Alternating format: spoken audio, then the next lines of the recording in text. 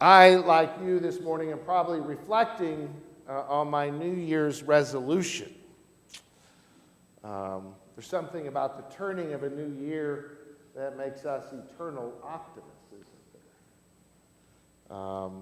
I have the one resolution I seem to do every year, which is, I think this is the year I'm going to lose 20 pounds. That's my goal. What's odd about that is that amount seems to keep climbing every year.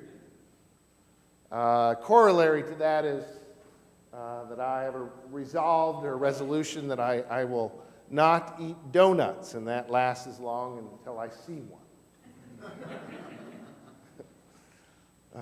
There are many various resolutions I try to follow this new year. I even have resolved to not procrastinate, but I usually put that off till later in the year. Sometimes I resolve to do something new. Maybe this year I resolve I'll write a little bit more, or this year I will resolve, maybe to take a class, or maybe learn how to paint, or maybe this year's the year I'll go to the gym, take a yoga class, some resolution I have to maybe improve myself, to make myself healthier and happier. And it's interesting. It's interesting because those resolutions are just so hard to do.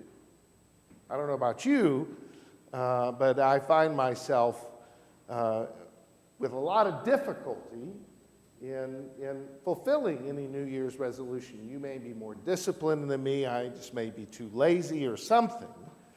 But it's interesting how all our resolutions are difficult to follow. And there's actually some interesting brain science that indicates that what happens when we engage in a habit or engage in some activity, it actually creates a neuron path in our brains.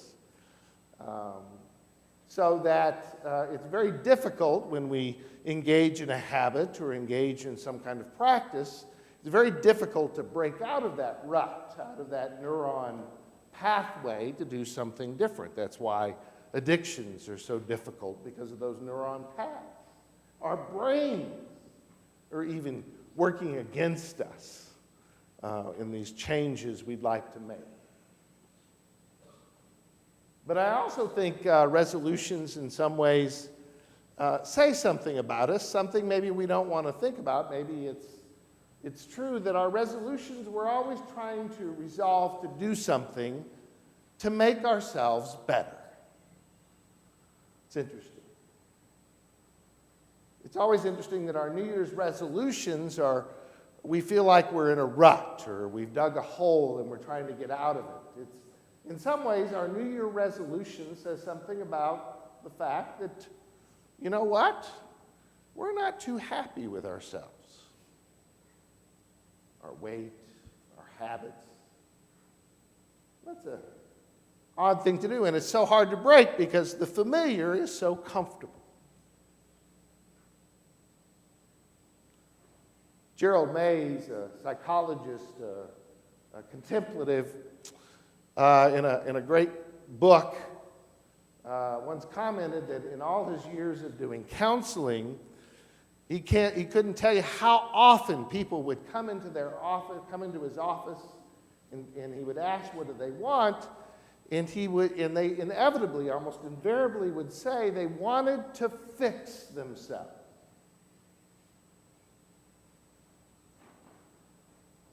They wanted to fix themselves. And May would ask, what self is there to fix? Why does it have to be fixed?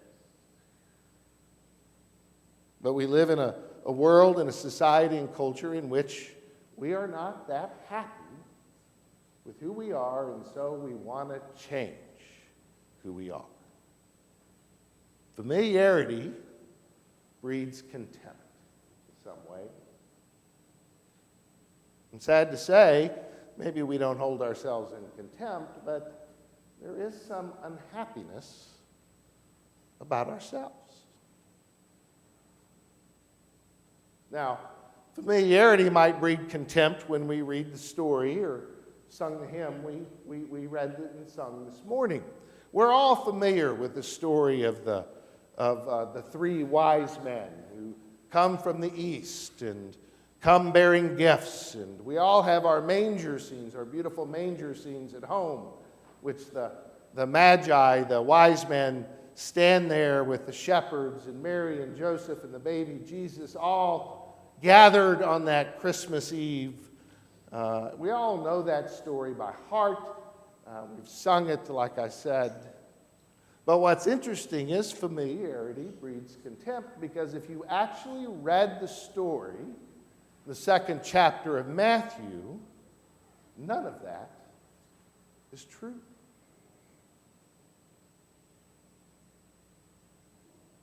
Nowhere in the Bible passage does it say there were three of them.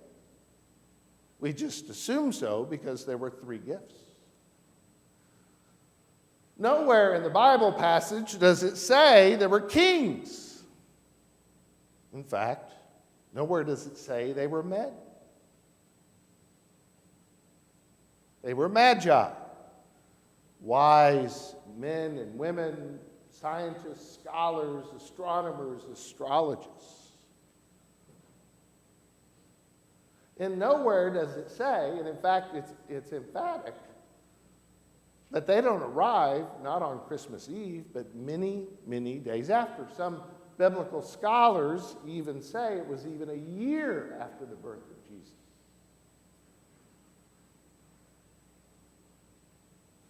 We actually recognize Epiphany, that celebration of this story, on January 6th, 12 days after Christmas, not on Christmas Eve.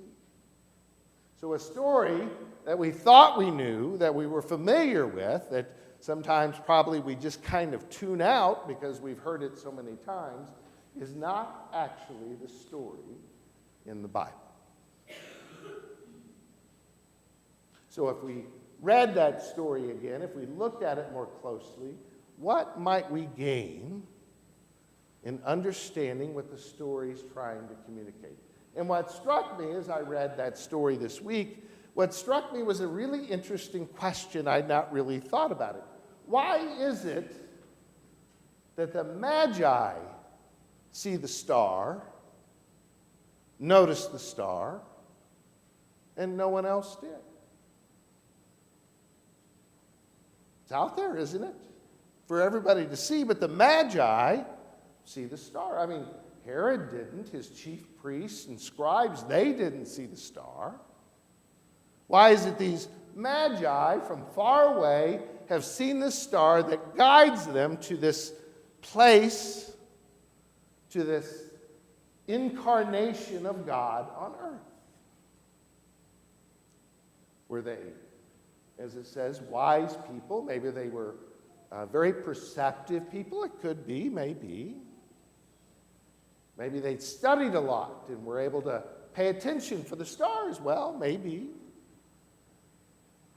Maybe it was God who reached down to them and shook them and said, pay attention to the star, and they knew what it was. Maybe that's what happened. But I wonder if all they really did was they simply looked for it. Think about that. No one else was looking for it. They just simply paid attention and could see the light of Christ simply because they paid attention and looked for it. Whereas everyone else didn't notice that light in the heavens. That raises an interesting question for me in our New Year's resolutions in the coming year. Maybe our job isn't to change ourselves or fix ourselves. Maybe our job isn't to be different people. Maybe our job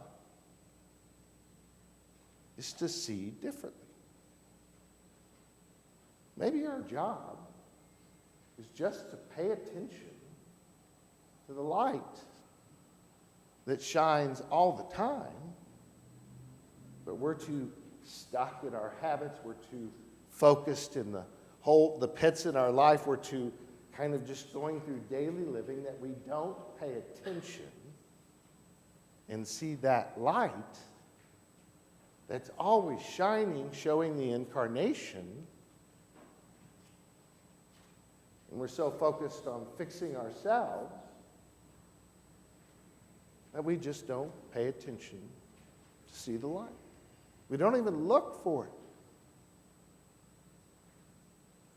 So for me, the start of Epiphany, the season of Epiphany, for me, it's a season of seeing.